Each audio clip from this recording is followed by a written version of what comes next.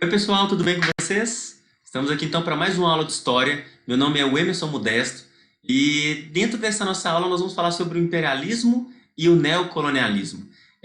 Dentro do contexto que nós vamos ver, né, nós vamos relacionar isso diretamente à Segunda Revolução Industrial, onde há uma concorrência, há uma disputa muito grande por um mercado consumidor, por mão de obra barata, por matéria-prima, e onde vai propiciar então esse segundo cenário de colonização. O primeiro foi aqui na América, onde o Portugal e Espanha, né, sendo ali os precursores desse movimento através das grandes navegações, vão colonizar a América. E o segundo, então, que é esse que nós vamos ver na nossa aula, é o que se refere diretamente a uma ocupação da África e da Ásia, dentro de conceitos tidos como imperialismo e neocolonialismo. Então vamos para a nossa aula então, que eu estou fazendo ela baseada em um slide.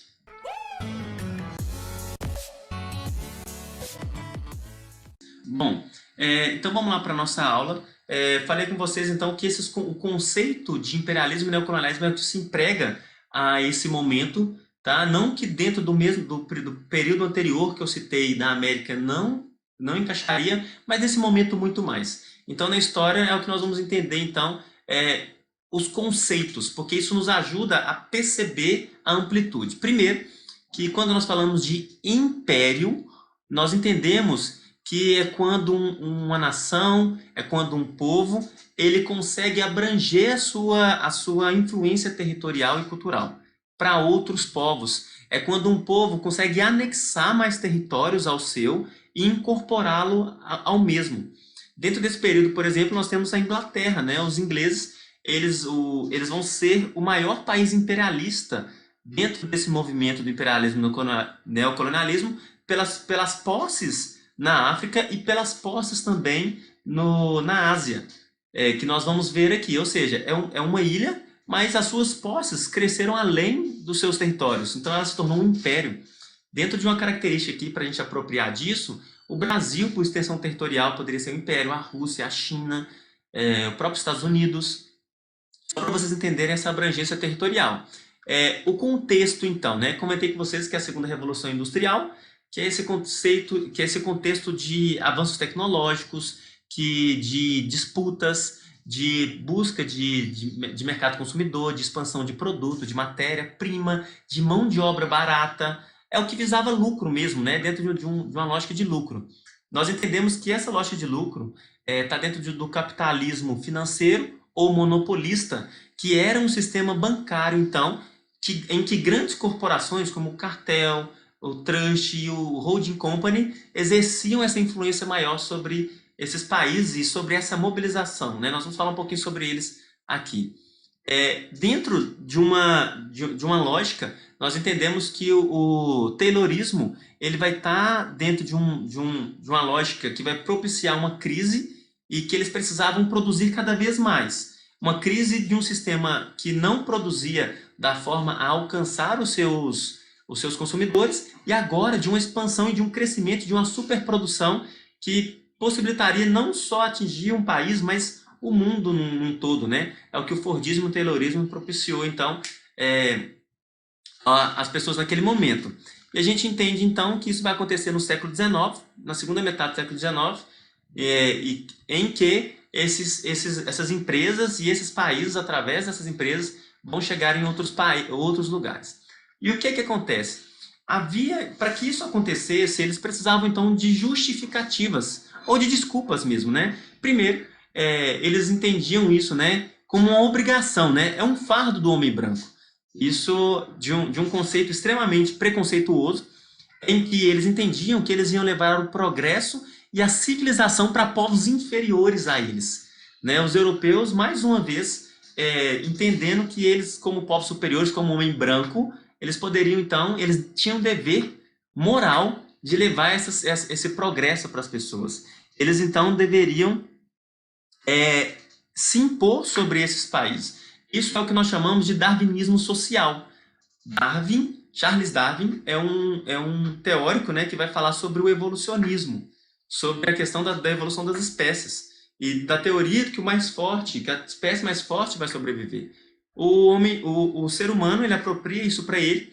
Nesse momento, ele vai entender, então, que ele, como uma raça dominante superior às demais, ele vai poder dominar povos que são tidos como inferiores, né? Africanos nesse momento e asiáticos, onde eles vão fazer isso. É chamado de darwinismo social. E o que eles então vão querer? Aplicar o capital excedente, encontrar mão de obra barata, que eu já comentei com vocês, desenvolver um mercado consumidor para seus produtos e encontrar uma válvula de escape para o excedente da população na Europa, ou seja, mandar a gente para os outros países mesmo para ocupar. Dentro dos fatores econômicos que eu havia comentado, que é o capitalismo monopolista, ou conhecido também como capitalismo financeiro. Eles vão ter a associação, que era uma associação de cartéis dentro dessas empresas, que era esse acordo entre as empresas para controlar os preços de mercado e para evitar concorrência. Então, se eu evito o preço de mercado, que o preço suba muito, automaticamente também eu evito concorrência. Então, empresas vão se aliar dentro do cartel para que elas possam manter um respectivo preço, para que elas possam manter um respectivo padrão nesse momento. Outra coisa que vai acontecer também é o trust, em que nós entendemos que são quando as empresas, né, elas vão abrir mão de uma independência e vão permitir, então, que elas se unam a outras e construir uma única organização. São empresas de diferentes setores, pode ser do ramo automobilístico, do ramo da construção civil, pode ser do ramo de combustíveis. Essas empresas vão se unirem, elas vão se unir, né, no caso, e elas vão então proporcionar um fechamento do comércio e uma organização que impeça de outras empresas sobreporem a elas. E onde elas vão ajustar preços, vão evitar concorrência e vão manter, então, a sua produção ali controlada. Outra coisa que nós entendemos são o holding company, ou os holdings, que são quando as empresas elas tomam o controle acionário de outras empresas e elas vão atuar, então, coordenando e controlando o mercado. Então, a gente entende que essas empresas, gente, elas normalmente são bancos, onde ela vai ter esse controle acionário sobre outras empresas, o controle fiscal de outras empresas. Né? As outras empresas que vão ser criadas vão estar literalmente na mão desses holdings. E é isso que vai propiciar, então, com o tempo, uma maior expansão, um maior crescimento e a busca dessas matérias-primas em outros países. Um conceito que nós temos de imperialismo, nós falamos que é a questão de expansão territorial, de colonização ou colonialismo é de ocupação territorial. Como que isso se dá? A gente entende que o primeiro colonialismo se deu na América, falei com vocês no início do vídeo, nos séculos XV e XVI, e onde então eles vão, Portugal, Espanha, a França, a Holanda e a Inglaterra, nesse momento vão ter colônias aqui na América, vão ter relação de pacto colonial, os produtos que são feitos na colônia têm que ser declarados a metrópole, que seriam esses países, onde eles vão difundir o cristianismo através dos jesuítas, onde eles vão propiciar, através de pequenas migrações, com o tempo, grandes colonizações que vão se tornar os países aqui da América, onde eles estão também buscando metais preciosos e matérias-primas, impulsionado pelo mercantilismo. Já no século XIX, como na América havia já o processo de independência já estava muito forte, né? Os países da América Espanhola já estavam em independência, os Estados Unidos já tinham se tornado independentes da Inglaterra, já haviam independências da parte francesa, aqui também no Brasil já estava em processo de independência. No século XIX, então, como eles não poderiam voltar para cá e buscar seus metais e mão de obra, eles agora vão para a África e para a Ásia, no chamado o novo colonialismo. Desde uma perspectiva histórica, nós entendemos que pode haver aí, quem sabe, um novo colonialismo ainda, agora nos nossos tempos, que seria em Marte. Né? Mas fica aí uma dica para vocês pensarem. No século XIX, então, a burguesia, que seriam esses comerciantes, vão impulsionar, então, essa colonização, onde eles estão buscando matérias-primas, mercado consumidor e mão de obra, e vão incentivar, então, a imigração, a saída dessas pessoas da Europa e ir para esses lugares, para que elas possam enriquecer, e vão tentar levar civilização, que é a desculpa que eles têm, né? A justificativa, o darwinismo social. Os dois são conceitos, às vezes, até diferentes, mas eles estão empregados dentro do mesmo cenário, tá? A partir do momento que eu colonizo, eu me torno um império. Estão dentro do mesmo contexto.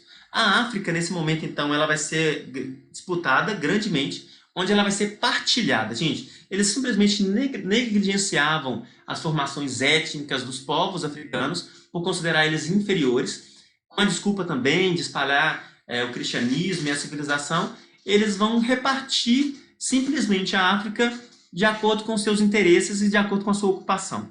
Onde eles vão criar, então, eles vão fazer uma conferência em Berlim, né, que é conhecido como Conferência de Berlim, e eles vão criar fronteiras artificiais em que eles vão ocupar aproximadamente 90% do território africano e eles vão, então, se impor. Isso aqui é uma das causas da Primeira Guerra Mundial, porque tem países que se opuseram a essa divisão, em que países como, por exemplo, a Inglaterra se manteve, né, superior e ocupando a maior parte dos territórios. Aqui vocês estão vendo, né, nesse quadrinho os países, e vocês veem o país que se forma na África dentro dessas divisões. E praticamente são os mesmos que existem até hoje, né? Foram divididos pela Conferência de Berlim. Por exemplo, tem um caso mesmo de Portugal que queria manter a sua divisão, né, do Oceano Índico ao Oceano Atlântico, que era conhecido como mapa cor-de-rosa, nessa faixa aqui que vai da Angola até o outro canto aqui, perto aqui de Madagascar, só que a Inglaterra realmente não aceita que isso aconteça. E a Inglaterra pega essa faixa toda aqui, a maior parte dos territórios são divididos pela Inglaterra, né? Ela pega a Alemanha, a Itália, outros países vão requisitar isso e vai ser ali essa causa da Guerra Mundial. Tipo de colonização, então, da inglesa, que é uma das maiores, né? Ela vai ter uma maior autonomia, porque vai ser conhecido como a colônia da coroa, né? Onde ele vai criar, então, os chamados protetorados. Ela vai instituir reis que vão ser escolhidos, né, em cada uma dessas localidades, para que eles possam governar e manter o controle. Seriam esses protetores do território, né? São pessoas escolhidas, comissionados para controlar essa terra. Os franceses, por outro lado, eles vão promover um governador geral, uma pessoa na localidade que ele vai, então, controlar e que vai manter a centralidade ali. Então, ao contrário do protetorado, vai ter os governadores também de outros países aí que vão responder diretamente a eles, tá?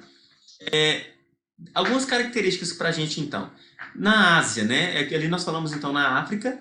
Na África, a gente vai ver um conflito entre a Inglaterra e a Holanda, que ficou conhecido como a Guerra dos Boeres, onde a Holanda vai armar os africanos em uma milícia que vai ser conhecida como os Afrikanderes, mas ali era uma disputa territorial, né? De quem fronteirista, em que a Inglaterra ganha, ela vence esse conflito e encerra. Na Ásia, a Índia ela também vai passar por um processo aí grande de colonização, até pela questão da busca das especiarias, desde as grandes navegações em 1498, e em 1763 a Inglaterra vai vencer, ela vai entrar, ela vai conseguir ter um predomínio grande sobre o território indiano, na guerra que foi conhecida como a Guerra dos Sete Anos, e onde ela vai intensificar agora a sua colonização durante esse período do imperialismo e neocolonialismo. É claro que para os indianos, né, eles não vão aceitar isso tão pacificamente, até porque as imposições, a venda dos produtos deveriam ser produtos ingleses. Vai acontecer então a Guerra dos Cipaios, onde os indianos eles se revoltam, né, em alguns locais. Nesse momento, há uma certa união dos indianos, até porque a sociedade indiana é uma sociedade dividida em castas, é uma sociedade, né, que não se une em um mesmo conceito ou um consentimento, mas que os ingleses se aproveitam disso para ganhar deles. Né? Só depois lá com Mahatma Gandhi que isso vai voltar e que ele vai conseguir buscar a união deles, onde depois da Guerra dos Cipaios ele consegue ali investir, entrar ativamente e controlar a Índia. Também nós vamos entender lá no Japão que o conceito de invasões e de influência no Japão já havia acontecendo também desde 1542, que era a influência do Ocidente, e que quando acontece o imperialismo propriamente dito, o Japão está passando por uma fase de industrialização. Eles vão se opor, né, ao shogunato, que organizavam clãs rivais, que eram unidos ao imperador e se revoltavam contra a organização japonesa, e eles vão conseguir centralizar o poder no Japão e construir um império, onde o imperador, né, ele vai começar uma era chamada Era Meiji de industrialização. E esse imperialismo japonês, ele vai ali impedir, de certa forma, que outros países a dominem e impeçam o seu crescimento. Já na China, nós acreditamos que a China ela passa por um momento também muito complicado, e dentro desse período do século XIX, os ingleses, eles lá na Índia que já dominavam, eles pegavam uma erva, um produto que era o ópio, né, uma erva alucinógena, que eles vendiam, até porque os chineses resistiam muito à questão dessa imposição dos ingleses sobre eles. Mas os ingleses vendiam ópio para os chineses e drogavam literalmente, né? Faziam com que eles se viciassem. Quando o Império resistiu à venda de ópio, aconteceu então a Guerra do Ópio, que foi dividida em duas grandes batalhas, e essas duas batalhas foram, a China vai ser derrotada por ela, onde ela vai perder portos, onde ela vai perder território, e é onde a influência inglesa vai entrar muito forte aqui. Dentro desse cenário vai ser feito um tratado, que é o Tratado de Nanquim, onde ela vai ter que abrir 5 portos para o livre comércio da Inglaterra, vai abolir o sistema de fiscalização, onde Hong Kong vai ser entregue à Inglaterra e depois ela vai ser devolvida só em 1997, ou seja, para a história ontem que ela foi devolvida, desde o período do imperialismo, né, dessas conquistas, e onde a China ela não resistiu tão afinco, né, e a Guerra do Ópio vai ser essa investida da Inglaterra contra eles. Vai haver também uma revolta de Taiping, que era uma revolta camponesa, mas também que foi sufocada rapidamente. Vai acontecer a Guerra dos Boeres, desculpa, a Guerra dos Boxers, que eram os punhos harmoniosos justiceiros, também conhecidos como os punhos fechados. Eram pessoas mesmo de artes marciais, de boxeadores, mas que se armaram naquele momento para tentar fazer uma força expedicionária contra os ingleses, contra essa investida dos ingleses, mas que vão ser derrotados também, e a China vai ser obrigada então a reconhecer as concessões e manter essa influência inglesa ali no país, que depois só vai ser retirada com um tempo, e depois que o próprio Japão também vai tentar dar essa investida, onde vai acabar isso só depois da Revolução Chinesa, com Mao Tse-tung. Dentro disso, então, a gente entendia que, por mais que os asiáticos queriam, né, os homens brancos ali, eles repartiam o mundo da forma que eles queriam, né, o imperialismo e o neocolonialismo, como nós entendemos. Onde também, dentro da parte da Indochina, né, o Vietnã também vai ser ocupado pelos franceses, depois vai ser ocupado por Napoleão III, e vão submeter, e vai criar toda essa região por influência europeia ali dentro da Indochina, e a descolonização disso também vai trazer muitos transtornos. Eu deixo aqui um filme, às vezes, né, que é uma colonização belga. Ela vai, depois da ocupação, vai ter um processo aí bem árduo, que o filme chamou até Ruanda, mas eu vou fazer aqui também no canal uma aula com relação à descolonização da África, da Ásia. Enfim, com relação ao resultado disso, né, os europeus vão ter muitos lucros, eles vão intensificar, né, o desenvolvimento deles, eles vão conseguir a mão de obra barata que eles querem, eles vão colocar empresas, vão criar empresas nesses locais, mas como consequência, nós vamos entender também que desestruturar, né, eles vão desestruturar as economias locais, vai haver cada vez mais fomes, lutas nacionalistas que permanecem, infelizmente, até os dias atuais, segregação racial, né? Quando nós falamos de descolonização, nós vamos falar lá do apartheid. E, bom, o que a gente entende então que a miséria, a pobreza nesses locais, elas vão estar muito frequentes cada vez mais, e infelizmente, né, nós entendemos que esse cenário não é um cenário favorável, principalmente para esses países que são ocupados. O processo de descolonização, gente, vai acontecer só após a Segunda Guerra Mundial, quando a ONU, né, ela intervém. A ONU efetivamente ela vem ali limpando, né, esses países e tirando essa intervenção, mas as consequências permanecem. Mas naquele momento, de fato, eles entendiam que pela superioridade deles, por eles serem povos que levariam a civilização, que levariam ali o seu progresso, né? Eles não se importavam tanto com aquilo que acontecia com as pessoas no geral. Bom, aqui então nossa aula de imperialismo e neocolonialismo. Espero que vocês tenham entendido um pouco. Eu fiz aqui um panorama sobre isso, né? Teve muito mais revoltas que aconteceram, teve muito mais consequências do que essas, e nós, com um pouco, né? A história é esse tesouro, né? Nós vamos descobrindo e nós vamos revelando aos poucos também. Espero que vocês tenham gostado e até a nossa próxima aula. Não esqueça de se inscrever no canal, de dar aí aqui um like, de compartilhar o vídeo, ativar o sininho, e até a nossa próxima aula. Fiquem com Deus.